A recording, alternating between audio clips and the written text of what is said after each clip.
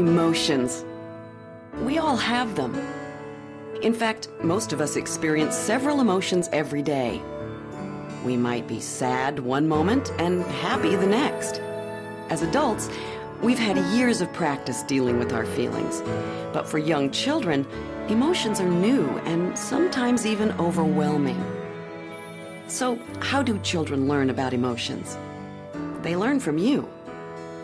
Just as parents coach children in sports and in learning their ABCs, parents can coach children through their emotional moments.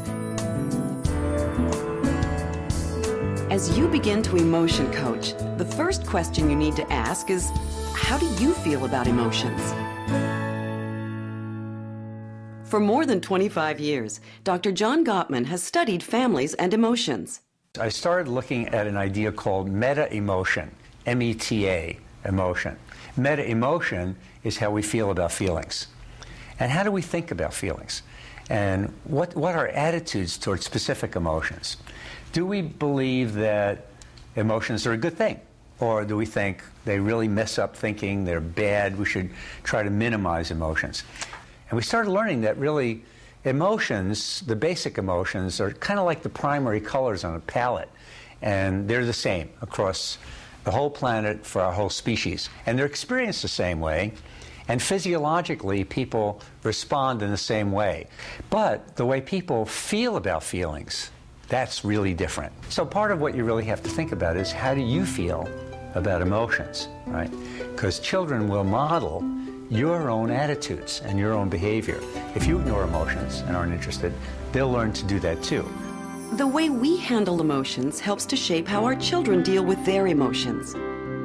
Researchers talk about 4 different ways that parents deal with their children's emotions.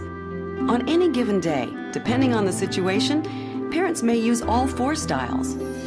So how do you parent? The 4 parenting styles are dismissing, disapproving, laissez-faire, and emotion coaching. Let's take a look at each style. Dismissing parents tend to ignore emotions such as anger, fear, and sadness.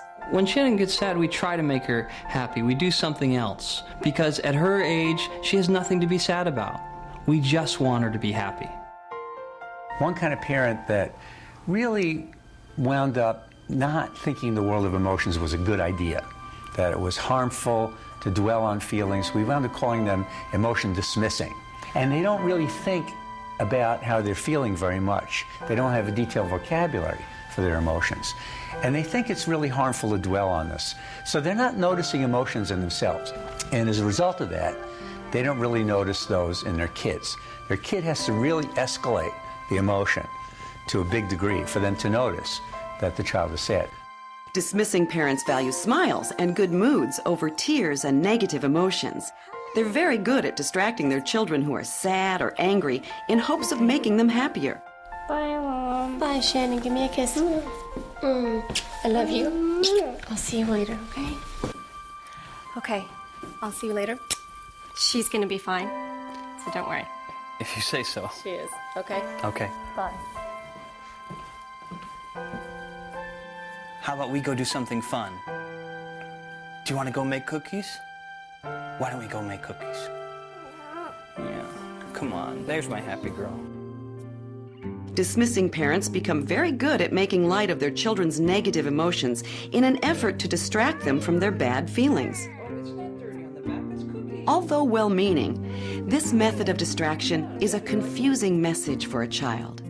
Okay, Mommy will be home soon. How about a cookie? It'll be okay. It'll be better. Here's a cookie. If a child feels that her emotions are being ignored, even while being hugged, she may learn to hide her feelings, cutting off possibilities for emotional connections. Let me make it clear that emotion-dismissing parents can be very warm and very loving. You know, if my daughter's here, I can look at her and I can say, as an emotion-dismissing parent, "What's the matter, sweetheart? Aw, come on, get a smile on your face. There's Daddy's little girl. Good, good." See, I can be warm, but I'm telling her not to be sad. I'm telling her to have a smile on her face. And these emotion-dismissing parents were not bad parents or monsters. They just had a certain attitude about emotions that they were conveying. Disapproving parents criticize or punish children for being sad or angry. I can't stand it when she mopes around. Sometimes I just send her to her room. We had parents who not only were dismissing of emotion, tried to change their kids' emotion, but really disapproved of these negative emotions, as if their kids were bad for being angry. They tend to see these negative emotions, like sadness, anger, and fear in particular, as if they were poisons inside a child, right? As if they were harmful to the child. And some of these parents will actually punish a child even when there's no misbehavior. The child says, "I'm scared in my room." There's nothing to be afraid of. And what is a parent doing by doing that? Perfectly positively intentioned to teach a child about reality and coping with reality. But the message underneath is don't trust your feelings, right? What you feel is not valid. Sadness, fear, anger. These may be new feelings for a child. By disapproving of a child's emotion or even punishing a child for having an emotion, the child is being denied the opportunity to learn how to handle her emotions in a healthy way.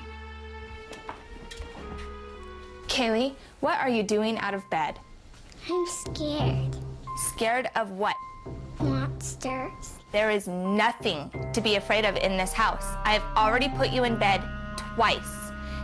Do not get out of bed. There is no reason. Do you understand?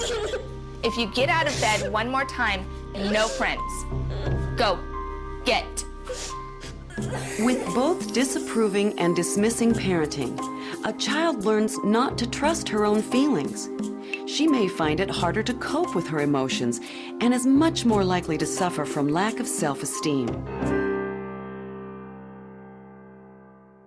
Laissez-faire parenting values and accepts emotions, but fails to provide guidance on behavior. I usually let my son, do as he pleases, let his emotions out, and my motto is, anything goes. These laissez-faire parents did all the steps of emotion coaching, but what they didn't do was set limits and do that problem solving with their kids. And their kids really had problems as they developed, because kids really want limits. They want some kind of constraints and control. They want to know what your values are. Think faster. Oh. That. What's that? Hey. Oh. Oh, buddy. That make you sad? Sorry. All right. I know it makes you sad. It's okay. Sad? Sorry. The laissez-faire style of parenting accepts all emotions, so children feel okay about expressing their feelings, but they may not understand their emotions or know how to manage them. Laissez-faire parenting fails to teach a child what is appropriate behavior or how to calm down when he's angry, sad, or afraid. As a result, a child may have trouble concentrating. When a child remains focused only on his own emotions, he may overlook social cues from other children, making it harder to find and keep friends. Emotion coaching parents value emotions, help children understand their feelings, and help them learn to solve problems. We really want our daughter to know that her feelings are really important to us, but we also want her to be able to handle really tough emotions. Now, we found another group of parents we called emotion coaching. Emotion coaching parents are different. They notice lower intensity emotions, first of all in themselves, and second of all in their kids. The kids don't have to escalate, being sad or being angry or being upset, to really get their attention. And they see these moments not as poisons, but as opportunities for teaching or intimacy with their child. What's wrong? Mommy, I'm really sad. I don't want you to leave. Well, but Mommy really has to go to work. I want to miss you when you're gone. What do you think we should do, honey? I want to be with you. Honey, Mommy can't go with you, but I'll leave a little bit of Mommy with you. Okay?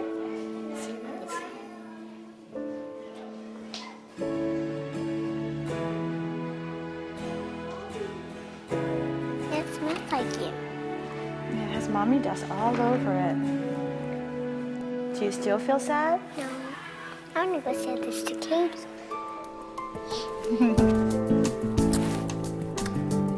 I love you. I love you too. Emotion coaching is about offering empathy and guidance.